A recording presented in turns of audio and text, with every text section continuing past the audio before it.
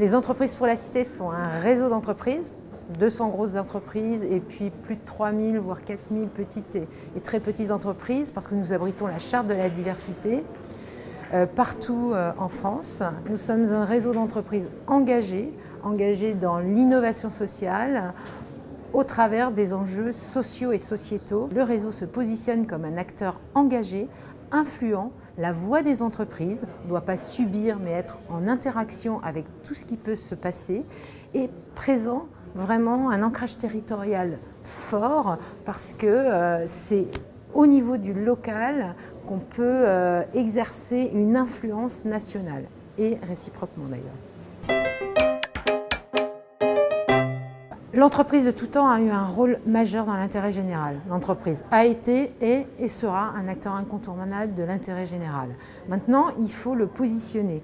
Pourquoi le positionner? Parce que fut un temps, c'était tout à fait normal que l'entreprise s'occupe de ses salariés, s'occupe de tout ça. Il y a 100 ans, c'était classique. Après, on a eu, je pense, une vraie révolution du capitalisme libéral, etc. Et l'entreprise s'est peut-être un peu perdue.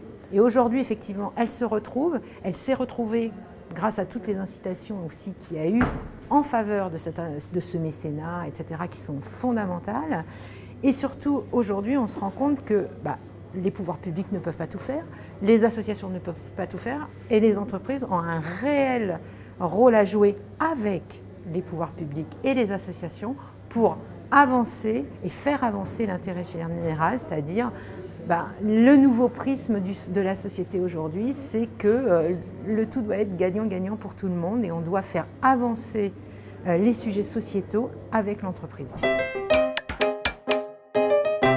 Le rôle de ces entreprises et le territoire, c'est que souvent, on a tendance à croire qu'on décide quelque chose d'un endroit et tout va se passer partout pareil.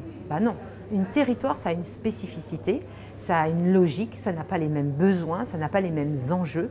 Donc si on ne s'y penche pas, quand on est une entreprise qui s'installe par exemple dans un territoire, si on croit que ce qu'on a fait dans le nord va se passer de la même façon dans le sud et se passera pareil dans le centre, on va tout de suite se fourvoyer. Il faut bien étudier le territoire, il faut voir quelles sont les associations présentes, quelle est la collectivité présente, quelles sont les forces en présence pour monter. En tous les cas, si on veut être efficace, on peut faire n'importe quoi aussi, mais si on veut être efficace, il faut étudier tout ça. Et peut-être que d'un côté, ce sera plus l'emploi qui sera vraiment la thématique, et peut-être côté chômeur, etc. D'un autre côté, ce sera peut-être plus l'éducation ou les jeunes qui seront plus en errance. On voit bien, les taux de chômage ne sont pas identiques d'une région à l'autre. Et donc tout ça est important et c'est pour ça que le territoire est vraiment finalement peut-être le meilleur lieu d'expérimentation.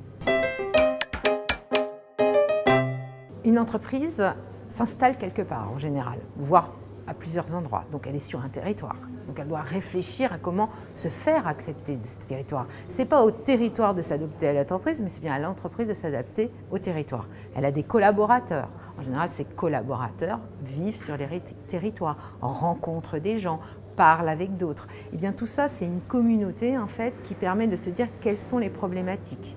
Aujourd'hui, par exemple, je vais prendre un exemple concret, une entreprise dans le numérique voit des gens passer à sa porte, des étudiants, des élèves, et puis ils ne rentrent jamais. Ils ne savent pas ce qu'il y a derrière. Qu'est-ce qu'il y a derrière? Ouvrir ses portes, permettre à des jeunes de découvrir ce qu'est l'entreprise, pouvoir leur donner des stages par exemple, pouvoir les intéresser à un sujet précis, ça c'est le rôle de l'entreprise. Tisser des liens avec peut-être une grosse entreprise, avec des plus petites. Travailler sur la coopération, peut-être que la grande entreprise elle est capable de prendre beaucoup d'apprentis, beaucoup d'alternants, etc., mais qu'après elle est incapable de les embaucher. Et peut-être que les petites entreprises n'ont pas les capacités à faire de l'alternance, de l'apprentissage, mais seraient ravies de pouvoir justement embaucher ces jeunes qui sortent de ces grandes entreprises. Voilà, il y a plein de choses à imaginer. Les entreprises pour la cité ont fait un guide assez important sur justement les coopérations entre petites et grandes entreprises et on voit que les leviers sont énormes et que quand on veut, on peut. Alors les grands défis des entreprises pour les années à venir, c'est de pouvoir recruter partout où il y a besoin. Et là, ce n'est pas le cas, et on va y revenir. 2, c'est de pouvoir garder ses collaborateurs, les fidéliser. Et justement, le social et le sociétal est un des vraiment des leviers pour permettre à ces collaborateurs de se retrouver engagés avec leur entreprise et d'être fiers d'appartenir à leur entreprise. Mais si je reprends le premier enjeu qui est d'aller recruter, aujourd'hui on s'aperçoit que il y a des métiers qui sont en déshérence. Alors bien sûr, il y a les métiers sous tension et je pense que le métier du numérique va devenir un vrai métier sous tension, c'est-à-dire qu'on n'a plus de ressources pour aller, enfin on n'a plus de personnes compétentes parce qu'on ne fait pas le virage de la digitalisation, on ne fait pas le virage du numérique. Il faut comprendre que le 21e siècle, c'est vraiment l'enjeu des compétences de demain. Comment ces métiers qui vont disparaître, mais ils vont disparaître certes, mais il y en a d'autres qui vont naître, comment on arrive à faire ce tremplin pour que les personnes soient en capacité à se réadapter, à maîtriser ces compétences de demain et à pouvoir justement trouver du boulot sans problème.